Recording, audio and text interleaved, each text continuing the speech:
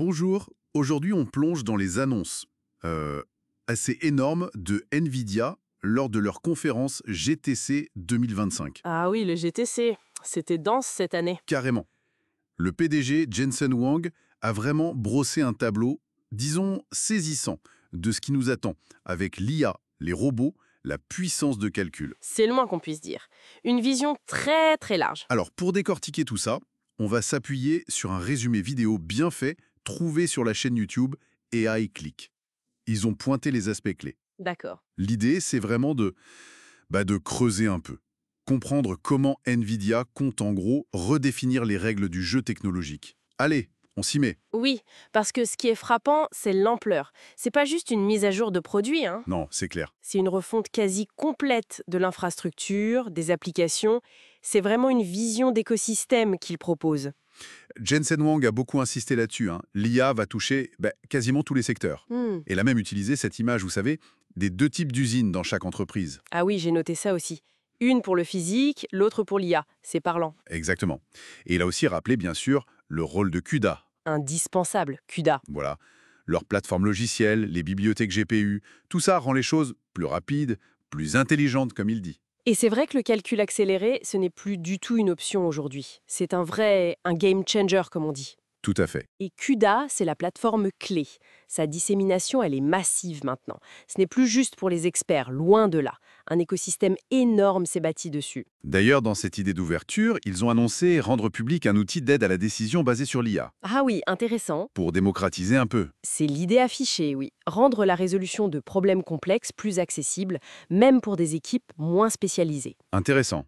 Ça va dans le sens de l'histoire, on dirait. Un autre point important, c'était le passage de l'IA du labo au monde réel. Oui, les applications concrètes. L'exemple des voitures autonomes, évidemment. Il a rappelé que quasiment tout le monde utilise leur techno. Pour l'entraînement des modèles, ou dans les voitures elles-mêmes, oui. Et justement, il y a eu cette annonce de partenariat avec Le plus grand constructeur américain. GM, sans doute. On pense fort à GM, oui.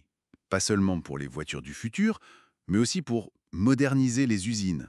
Avec des robots intelligents, j'imagine. Exactement. Le tout piloté par des systèmes NVIDIA. Et là, on touche à un point clé de leur stratégie, je crois. Ce passage à l'IA physique. C'est ça. On n'est plus seulement dans l'IA qui analyse. On est dans l'IA qui agit dans le monde réel, en se basant sur des milliards de données. D'où l'idée des usines d'IA. Voilà, ces usines d'IA qui remplaceraient ou compléteraient les data centers pour traiter des millions de requêtes et piloter des actions. Ils parlent d'un marché de 1000 milliards de dollars rien que pour ça. 1000 milliards, c'est énorme. Le chiffre est impressionnant, mais c'est surtout la vision derrière. NVIDIA ne vend plus que du silicium. Ils vendent une nouvelle façon de produire, d'opérer, assistée par l'IA. Et pour faire tourner ces usines d'IA, il faut une puissance de calcul démentielle. C'est là qu'arrive Blackwell, L'annonce matériel phare, oui. la nouvelle plateforme. La puce serait, 40 fois plus puissante que la précédente, Hopper. C'est ce qui a été annoncé, oui. Surtout pour l'inférence, l'exécution des IA. L'objectif, c'est de pouvoir faire tourner des modèles beaucoup plus gros. Et de démocratiser leur accès, en quelque sorte. Et alors, la feuille de route, elle est intense. C'est le mot. Une version ultra de Blackwell, fin 2025, avec plus de mémoire.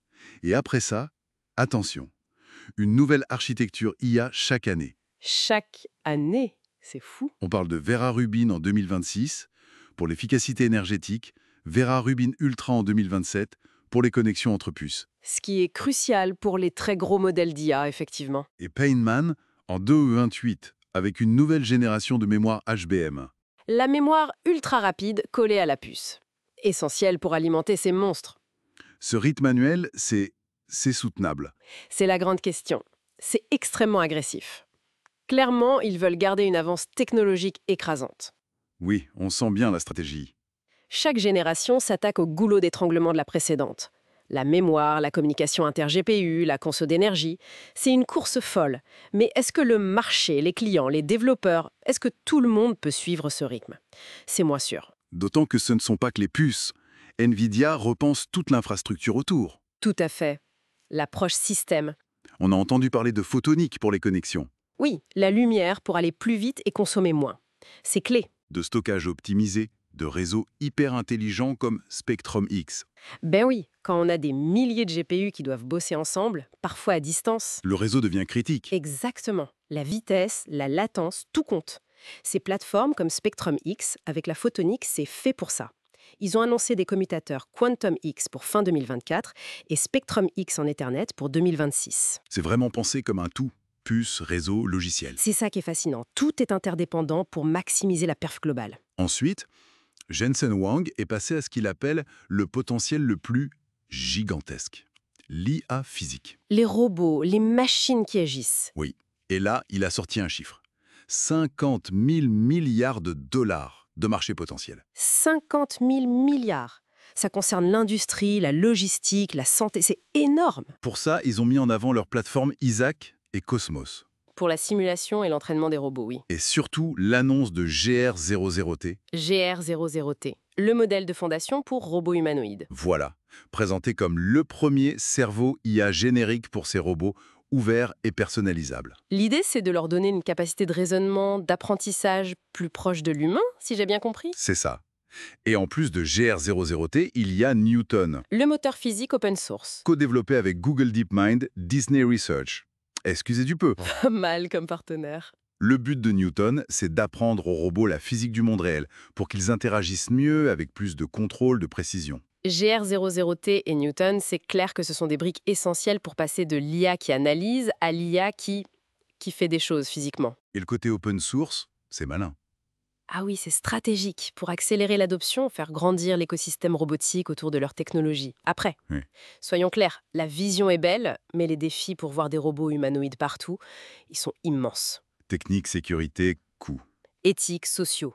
NVIDIA fournit les outils, mais le chemin est encore très très long et complexe avant qu'on ait des C-3PO utiles dans nos usines ou nos maisons. En parallèle de ces grands projets, NVIDIA veut aussi amener l'IA sur nos bureaux en quelque sorte. La démocratisation, oui. Avec la plateforme Grace Blackwell, les systèmes DJX Spark ou Station. Pour créer, entraîner, exécuter des modèles IA localement. Oui, c'est l'idée. Des modèles assez gros apparemment sur un poste de travail. Ils ont parlé de partenariats avec Dell, HP. Ça peut intéresser pas mal de monde, ça. Chercheurs, petites entreprises. Et côté logiciel, il y a eu l'annonce de Dynamo. Un outil open source. Oui. Pour aider à découper et résoudre des problèmes complexes étape par étape. L'idée est d'accélérer le passage de l'idée au résultat, notamment pour optimiser ces fameuses usines d'IA. Donc, d'un côté, on sort l'IA des gros data centers pour l'amener sur le bureau, et de l'autre, on fournit des outils comme Dynamo pour simplifier un peu le développement, même pour des non-spécialistes. C'est ça, rendre les choses plus accessibles. Ça va dans le bon sens, a priori? Et puis, il y a eu l'annonce un peu surprise, peut-être, le quantique. Ah oui, le centre de recherche à Boston. Exactement. NVIDIA se lance sérieusement dans le calcul quantique.